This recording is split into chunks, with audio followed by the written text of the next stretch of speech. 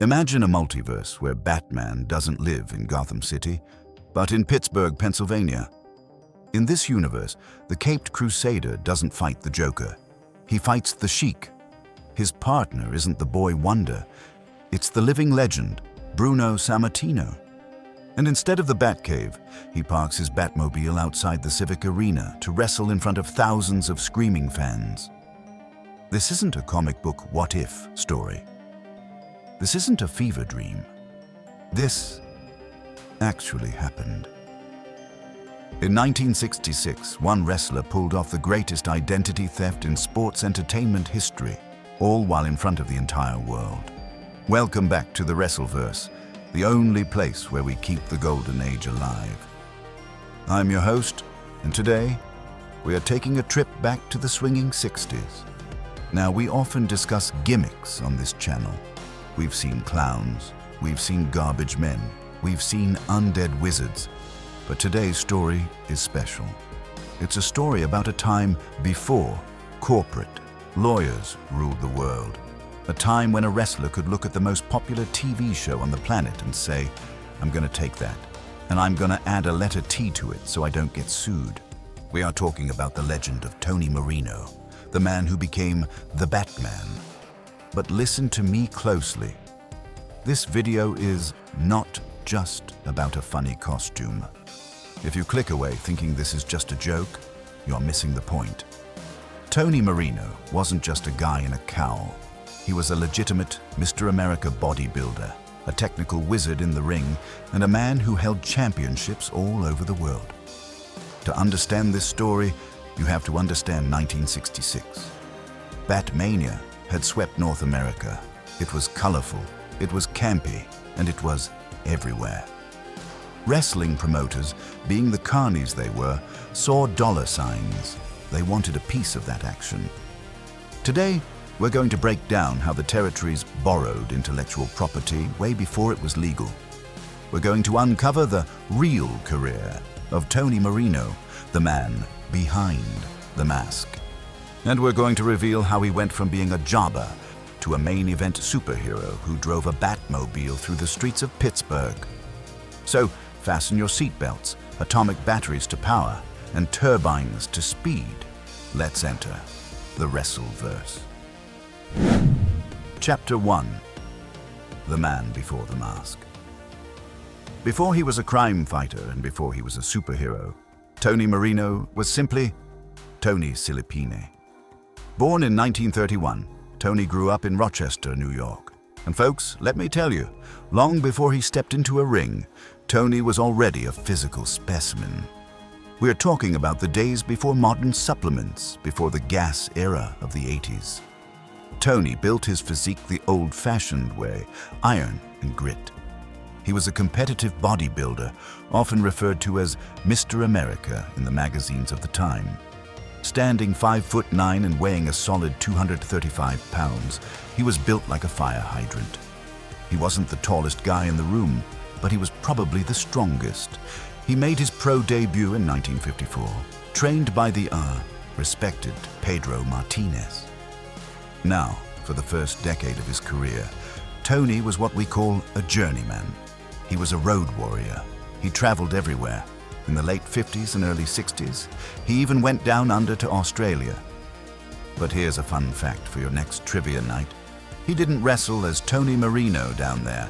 He wrestled under the name Dino Lanza. He was gaining experience, learning the hooker style, learning how to handle himself. But when he came back to the States and joined Vincent J. McMahon's Worldwide Wrestling Federation, in 1963, he hit a glass ceiling. Here is the problem. In the WWWF of the early 60s, if you weren't a giant like Gorilla Monsoon or a charismatic god like Bruno Sammartino, you were the other guy. From 1963 to 1966, Tony Marino was primarily used as enhancement talent. Now don't let that term fool you. In those days, being a jobber for Vince Sr. meant you had to be excellent. You were the mechanic. You were the guy trusted to go out there with the top stars, make them look like $1 million, and most importantly, keep them safe. Tony was known as a safe worker. The promoters loved him. The boys in the locker room respected him, but the fans? To the fans, he was just a good, solid wrestler who usually lost the big matches. He was missing that spark. He was missing a gimmick. He had the skills, he had the body, but he needed an identity. And in January 1966, he didn't find that identity in a wrestling gym. He found it on his television set. Destiny was calling, and it was wearing a cowl. Chapter 2. Holy Copyright Infringement. The year is 1966. The Batman television series starring Adam West premieres on ABC in January, and overnight it becomes a cultural phenomenon.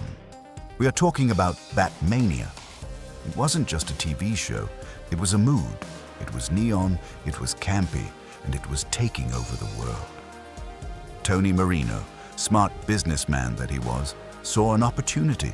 He realized that the wrestling audience didn't just want good versus evil anymore. They wanted superheroes. He decided to pivot his entire career. He was going to become the Caped Crusader. Now, most guys in the territories would have just slapped on a cheap Halloween mask and called it a day. But Tony Marino, he was a professional. He knew that if he was going to steal the identity of the most famous detective in the world, he had to look the part. He didn't go to a party store.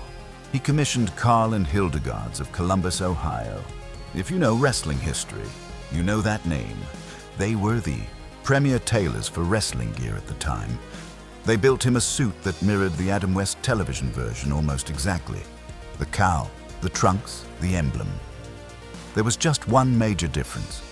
You'll notice that in the ring, Tony Marino didn't wear the cape. Why? Because Tony was a shooter. He knew that in a real grappling match, a cape is a liability. It's a strangulation hazard, and it gets tangled in the ropes. So, the cape stayed in the locker room for the match itself. Practicality first. But looking like Batman was the easy part.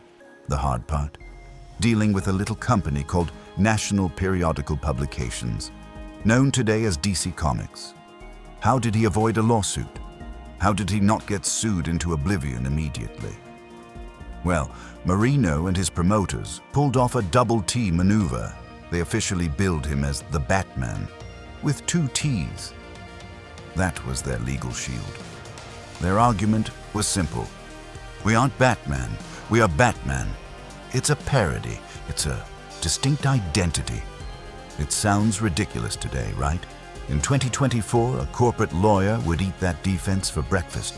But in the Wild West of the 1960s territories, it worked. In fact, sometimes they got even more creative.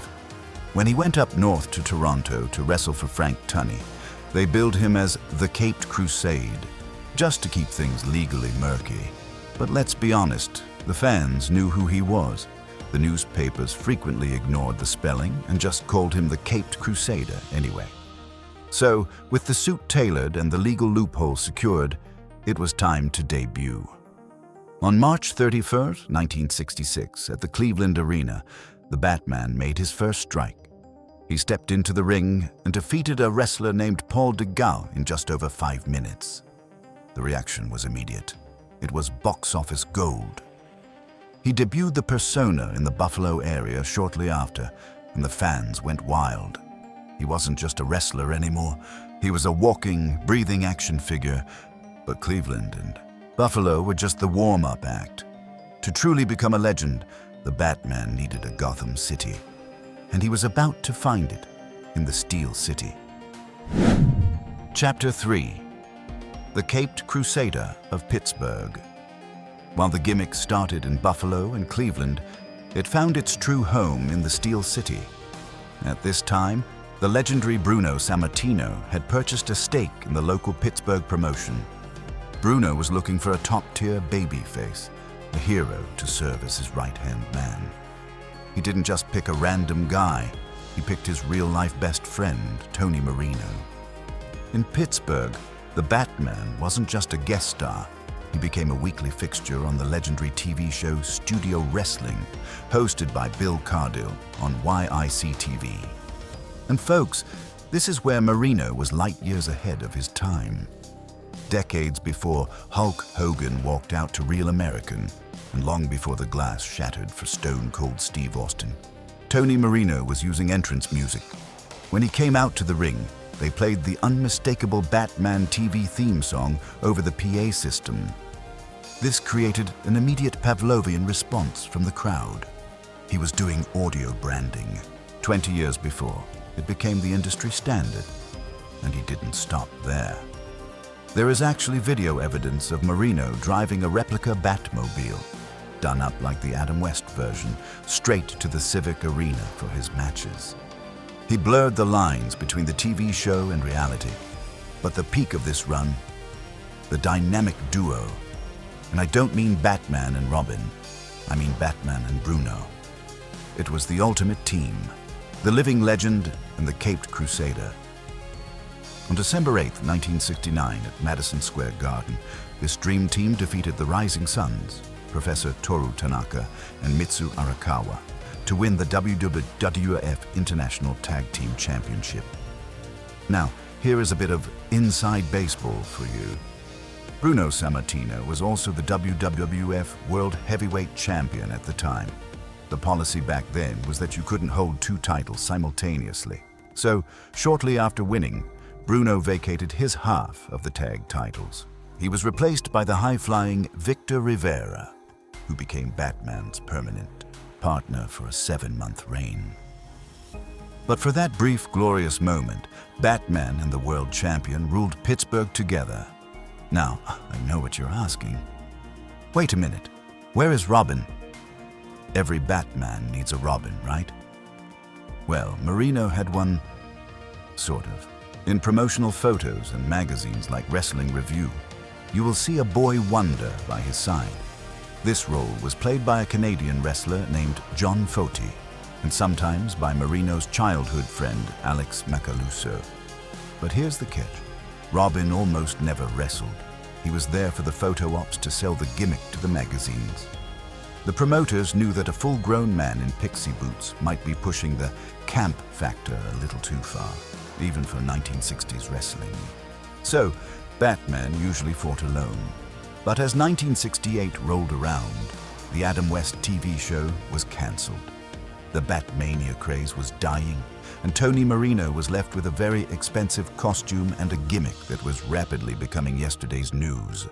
It was time for a change, and the way they handled it, it was absolute genius. We are about to get into the famous Unmasking Angle, which is one of the best examples of long-term storytelling in wrestling history. But before we do, if you are enjoying this deep dive into the Golden Age, and you want to see more hidden stories like this, do me a huge favor and hit that like button right now. It really helps us find more old-school wrestling fans like you, and if you haven't already, make sure you are subscribed to the WrestleVerse. We are building a community here that respects the legends, and we'd love to have you in our corner. All right, now let's find out how they got the mask off Tony Marino without starting a riot. Chapter 4. The Unmasking Masterclass. By 1968, the Batman television show had been canceled. The pop culture craze was fading. The Pittsburgh promotion faced a serious problem. They had a top star trapped in a gimmick that was quickly becoming a relic of the past. They needed to get the mask off Tony Marino without killing his career. What they came up with was not just an angle, it was a masterclass in psychology. Enter the villain, Virgil the Kentucky Butcher, played by John Quinn. In September 1968 at the Civic Arena, the Butcher defeated Batman via countout after smashing his head into the ring post. Now, Batman had always vowed he would only unmask if he was pinned or forced to submit. Since this was a countout, he kept the mask. But the next night on Studio Wrestling, things got dark. Marino appeared on TV wearing a special mask that was rigged to show stitches on his forehead. It was a visceral detail that sold the brutality of the match. He demanded a rematch, but the Butcher refused, saying he wouldn't get back in the ring unless Batman took off the cowl. The story played out for weeks. Batman claimed he met with the State Athletic Commission and the WWWF, but they told him there was no rematch clause in his contract. His choice was brutal: either unmask to get his revenge or leave the territory forever. Finally, Batman agreed. But there was a catch, a brilliant marketing catch. He agreed to unmask for one match only, and the contract stipulated that no newsreels or TV cameras were allowed in the arena that night. Do you see the genius? If you wanted to see the face of the hero, you had to buy a ticket. You couldn't watch it on TV. On the night of the match in October 1968, the tension was off the charts. As Batman walked down the aisle, he even had a tense confrontation with Gorilla Monsoon, who was leaving the ring, and threw a chop at him. Batman entered the ring in his full gear, white trunks, boots, and the cowl. He waited until the butcher was inside the ropes. Then, meticulously, he began to remove the outfit piece by piece. He peeled off the cowl and the straps, and for the first time in Pittsburgh, the crowd saw the face of Tony Marino. They didn't see a defeated man. They saw a Mr. America bodybuilder ready for war. The gimmick was dead. But the man was just getting started. Chapter 5. The Untold Legacy. Many wrestlers fade away when they lose their gimmick. But Tony Marino, he proved that the man behind the mask was even tougher than the superhero. After the unmasking, Marino didn't drop down the card. In fact, he went right back to the top. In the WWF, he teamed with the high-flying Victor Rivera. Together, they were a perfect mix of power and speed, capturing the International Tag Team titles in 1969. They even defended those belts against legends like Killer Kowalski.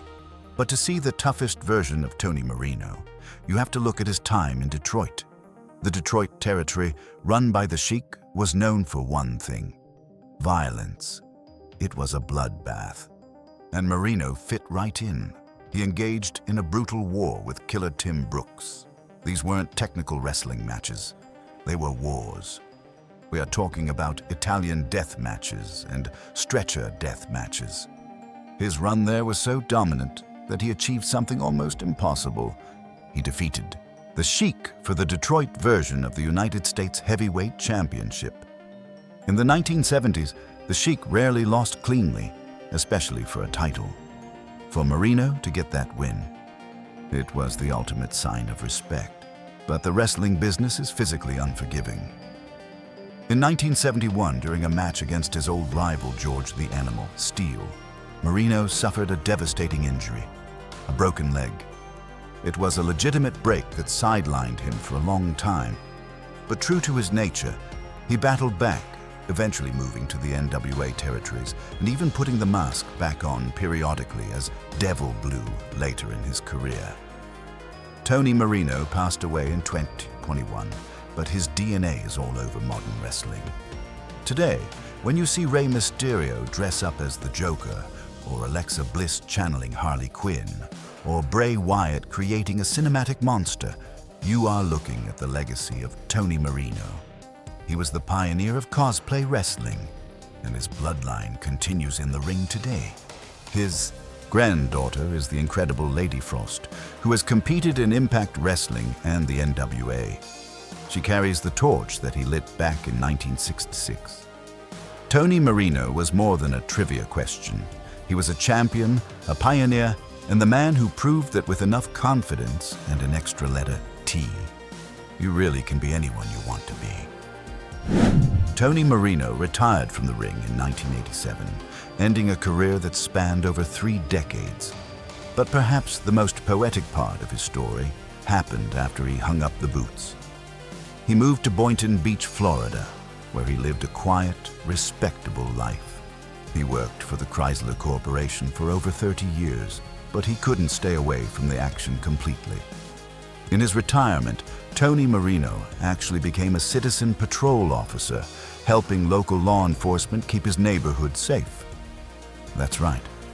Decades after he took off the cowl, the man was still patrolling the streets. Once a crime fighter, always a crime fighter. Tony Marino passed away on May 28, 2021, at the age of 90. He left behind a legacy that goes far beyond a single gimmick.